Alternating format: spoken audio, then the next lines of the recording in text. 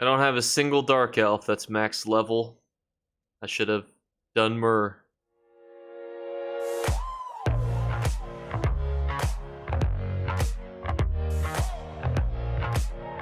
What's going on, YouTube? Today we're going to be talking about the greatest thing in the world, and that is exclusive weekend vendors. Why are they so good? What's the difference between console, PC, Xbox, PlayStation, NA, EU, how to profit off of both what they both offer, and all the little nitty-gritty details that you may not know about the Golden Vendor. That's what we're going to be going over today because sometimes I get questions in my Golden Vendor video, so I thought I should make an ultimate Golden Vendor guide on how to profit off of them regardless of what is in them, how to make gold, how to understand them, how to know if something's right for you, so on and so forth. Plus, my Golden Vendor videos get a little long, so that hopefully I can link to this in the description, and it'll save just a little bit of time on those videos too, because I don't like to make it seem like I'm trying to make every video 8 minutes long when it doesn't need to be. Which is a perfect segue to me just quickly being like, guys, if you wanted to like and subscribe, maybe leave a comment or two, you'd be more than welcome to. We're on the road to 15,000 subscribers, and I appreciate all of you guys who are subscribed. Now let's jump into the video. So a better place than to start off with the logistics. Now, important to note, obviously, we're talking about two vendors today, but the nice thing is that the time frame that I'm going to be talking to you guys about, which is going to be down here, that is going to remain the same for both of them. So it's going to start at 00 UTC time on Friday, and then it ends at 12 UTC time on Monday. So why do we talk about the Golden Vendor so often? And you can find the list below. You can see some previous weeks on their website, but it's going to select 4 different jewelry sets in legendary quality. Important to note, this used to be the only way you could get gold jewelry. It used to be the only way, barring leaderboards and other such things, but even that was predated by the Golden Vendor. So 2 of them come from dungeons.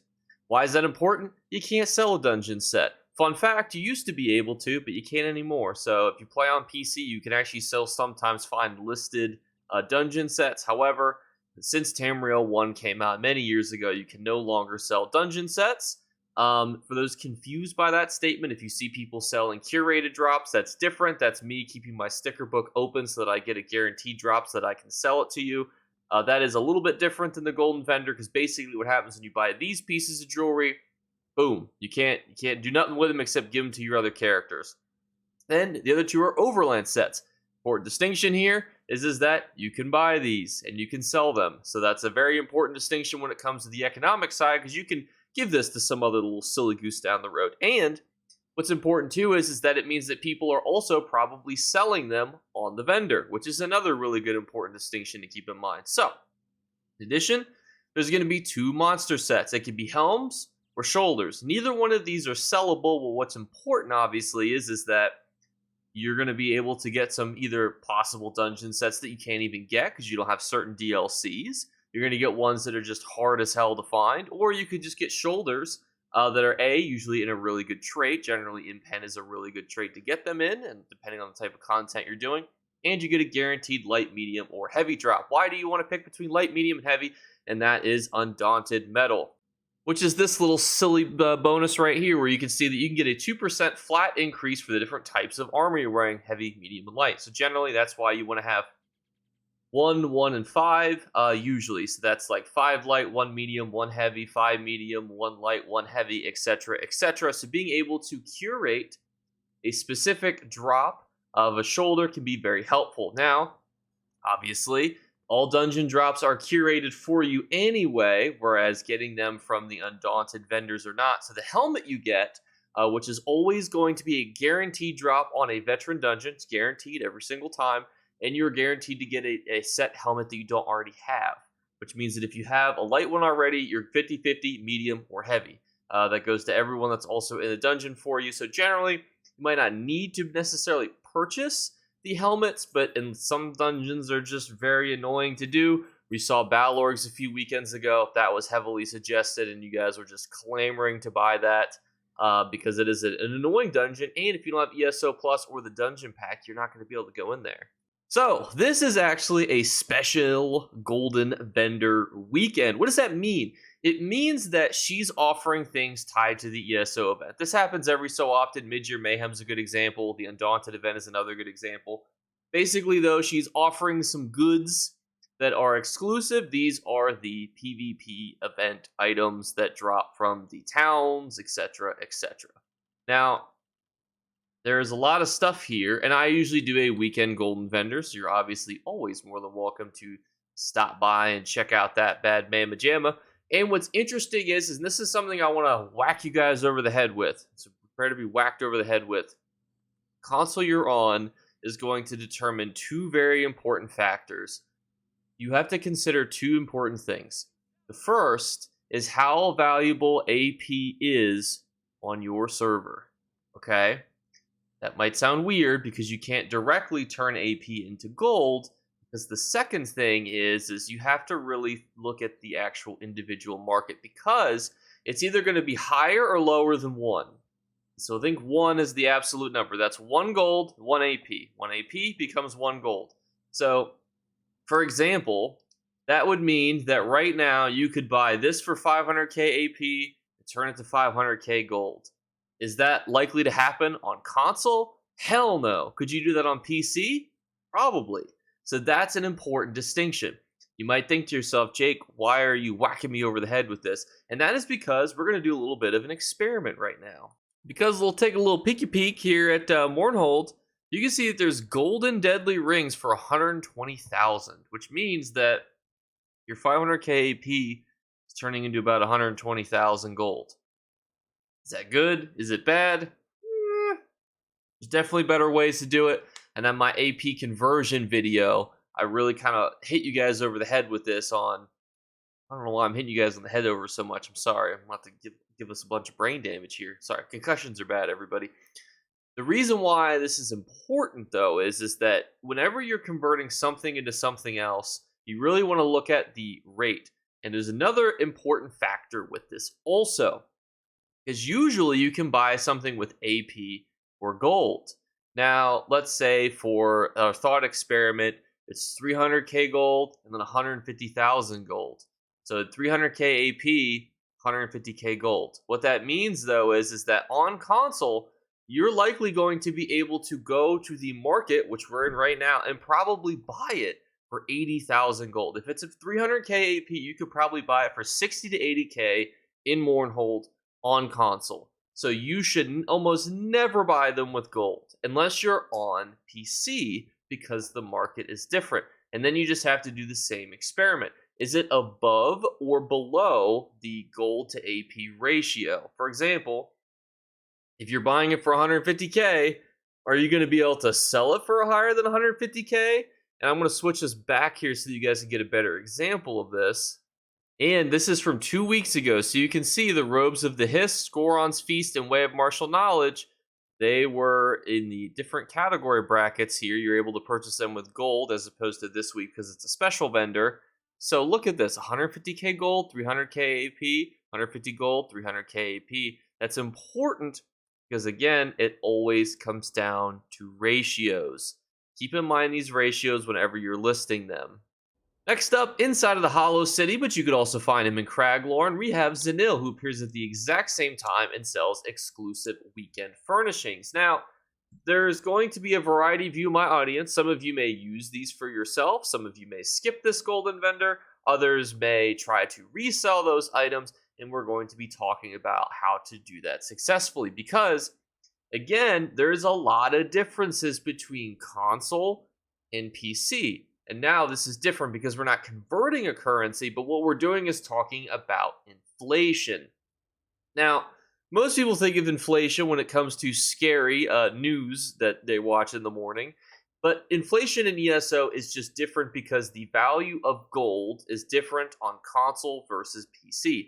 If you want a quick example, a perfect row can sell for as much as 100,000 gold on PC, and it might be worth 15 to 20,000 on console. So you can see that gold could be potentially as much as 5 times higher, and on some things can be as much as 10 times higher. For example, waxes can be around 40,000 gold, but on console they can be about 4,000 gold. And that's on a good day. Sometimes they can be as cheap as 2 to 3. So what that means is that gold has different value.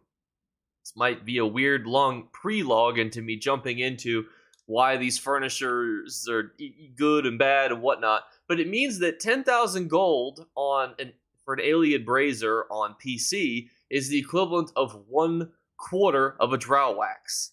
But on Xbox, it's 2.5 draw waxes. So what that means is that there's different values associated with.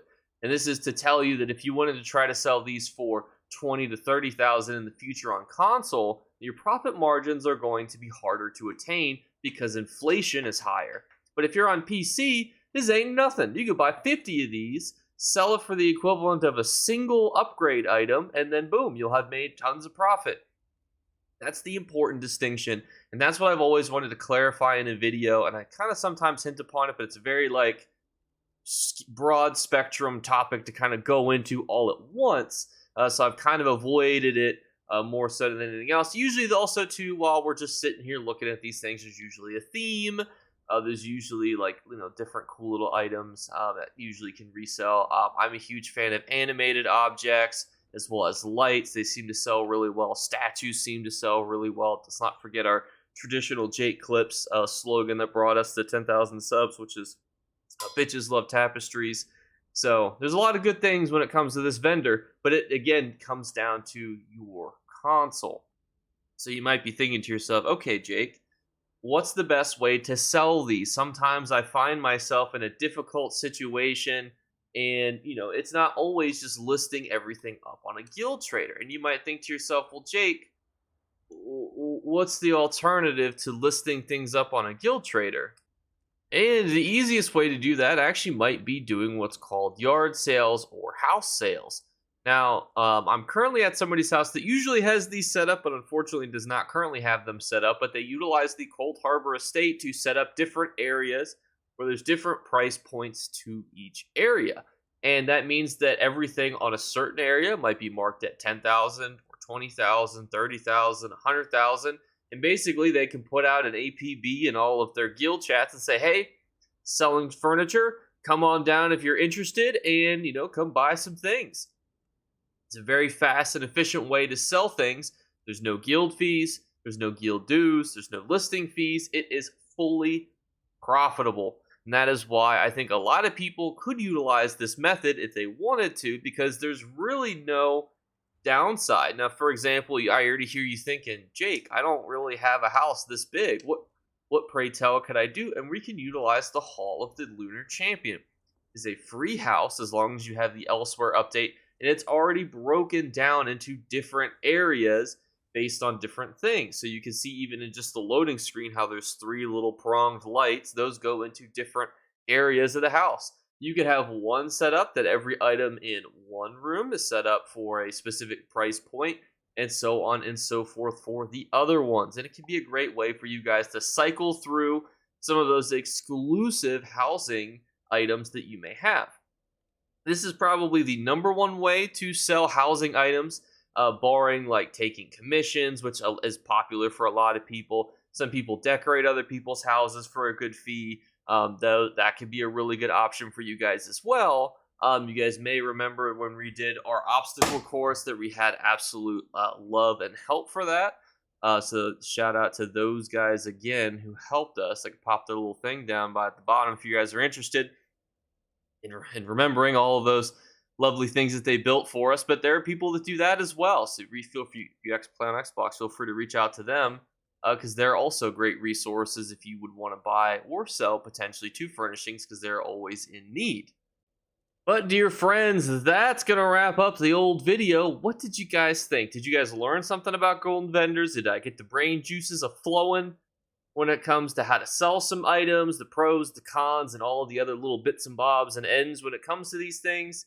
Hopefully I did, but if you guys have continued questions, please put them in the comments below, because we're doing our 3 giveaway drawings. That is going to be 1, favorite comment of the month, 2, a random subscriber, so just by being subscribed, you are entered, and 3, a random comment. Every comment that is not deleted for spam is entered equally. So, subscribing and commenting will get you entered And the drawing is always, as ever, the first of the month at midnight. So stay tuned for that.